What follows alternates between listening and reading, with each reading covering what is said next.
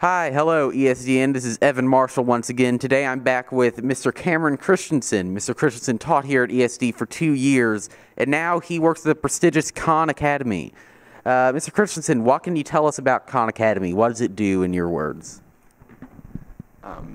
So Khan Academy is a nonprofit organization. The mission of the Khan Academy is to provide a free world-class education for anyone, anywhere. And so that's a big mission, and right now our primary way of achieving that is through a website, khanacademy.org, where we offer videos and practice exercises. Okay, so what is your specific role within Khan Academy? What do you do there? So I work on the math practice exercises. Specifically right now I'm leading our K through 8 team. Our focus for this year is really just to go through all of our K through 8 content and improve all the exercises. So we've got exercises on almost every concept. Now it's just a matter of touching them up and making them better. Now, how did you end up getting this position? What did you do to get to where you are today in the company? So when I was at ESD, I was sort of just like a Khan Academy super fan. So I would watch tons of videos in my spare time. I had some of you guys in class. In web design, we used the Khan Academy JavaScript programming platform, and I just sort of started doing that as a hobby a little bit, and was just playing around. One of the programs I made was this logic gate simulator, and I was just making it for fun, but someone at the Khan Academy actually noticed it and invited me to just join in creating science simulations. So I just volunteered making some science simulations for a little bit, and that was kind of my foot in the door. And later on, when the Khan Academy was hiring for math question writers, the guy who I'd worked with on the science simulations encouraged me to apply for that, and I did. And that was kind of the way I got into the Khan Academy, was writing math problems. I did that remotely. I was living in North Dakota doing that for like 7 months or so, and then I got a full-time position at Khan Academy. And I've been out in California for the past 7 months. Now, what is it like down there in kind of the Silicon Valley area? How is it different from, say, Dallas or North Dakota? So it's very different from North Dakota for sure. So Silicon Valley in California is really just a cool place because all the big tech companies are there. Our office is really close to Google, and there's Facebook really close by, and there's really all the big name tech companies that you'd think about are there. So I guess there's just a lot of exciting stuff happening there, and the culture, it's really, I guess I wouldn't have expected it. I always kind of heard this, but I didn't necessarily believe it was true, but the culture really is different, and people out there like dream big, and you kind of don't, I guess I didn't fully appreciate how true that was until I was out there. But there's all sorts of startups going on all the time where people have big ideas and are just kind of going for it. So it's a pretty special place to be, actually. Now, can you tell us a bit about how you transitioned from teaching to more this kind of freelance, not so much freelance, but more in sort of more professional environment? How do you get from here to there? So I guess I didn't intend to, I guess I was teaching and I loved it, but so the reason I left ESD was that I wanted to go be closer to my family in North Dakota. And I also wanted to, my background from college was in programming, but I never actually was a professional programmer. I went straight into teaching. So I wanted to do 2 things. I wanted to go home to be near a family, and I also wanted to try my hand at programming.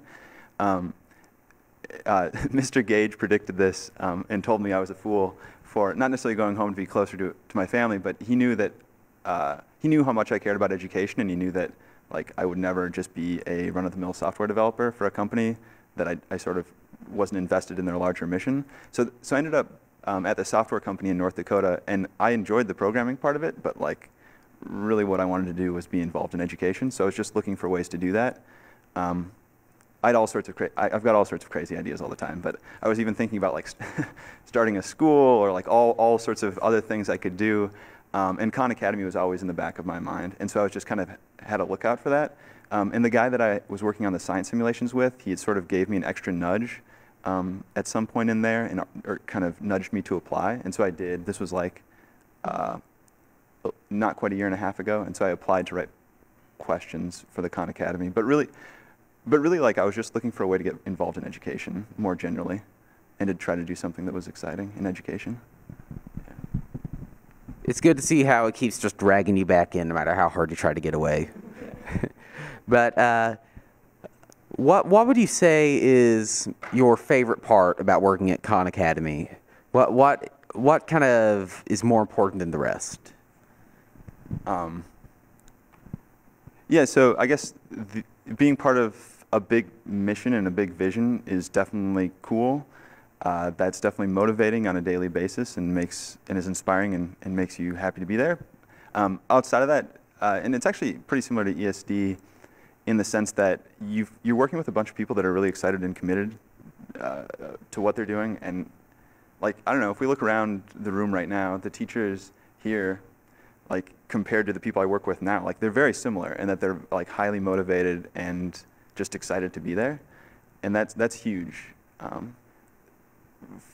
mean, for example, if I go back a year in time, I was working as a programmer at this tech company, and like the other programmers I worked with, like they liked programming, but they like weren't excited about it in the same way, right? As like a given teachers.